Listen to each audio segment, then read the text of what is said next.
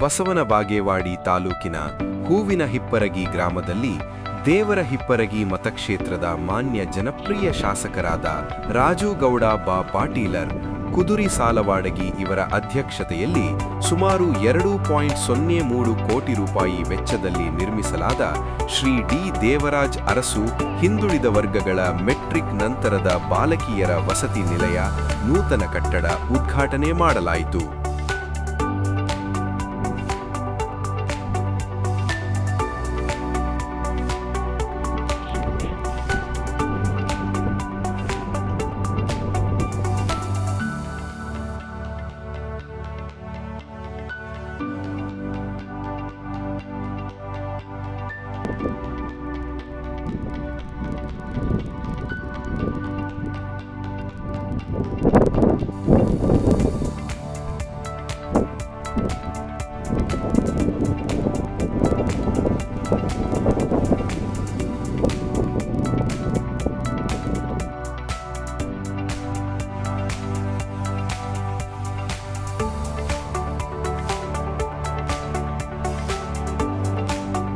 ಈ ಹಿನ್ನೆಲೆ ಬಾಲಕಿಯರ ವಸತಿ ನಿಲಯ ಆದುದರಿಂದ ಅಲ್ಲಿ ಭದ್ರತೆಗೆ ಹೆಚ್ಚು ಒತ್ತು ನೀಡಿ ವಸತಿ ನಿಲಯದ ಸುತ್ತಲೂ ಸರಿಯಾದ ರೀತಿಯಲ್ಲಿ ಕಾಂಪೌಂಡ್ ವ್ಯವಸ್ಥೆ ಇಲ್ಲದಿರುವುದು,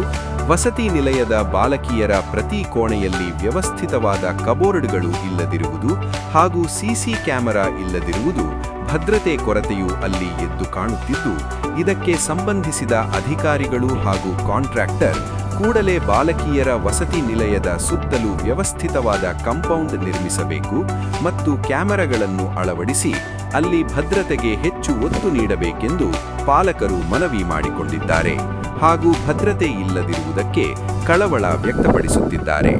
ವರದಿ ಹನುಮೇಶ್, ತಾಲೂಕು ವರದಿಗಾರರು, ಬಸವನ ಬಾಗೇವಾಡಿ.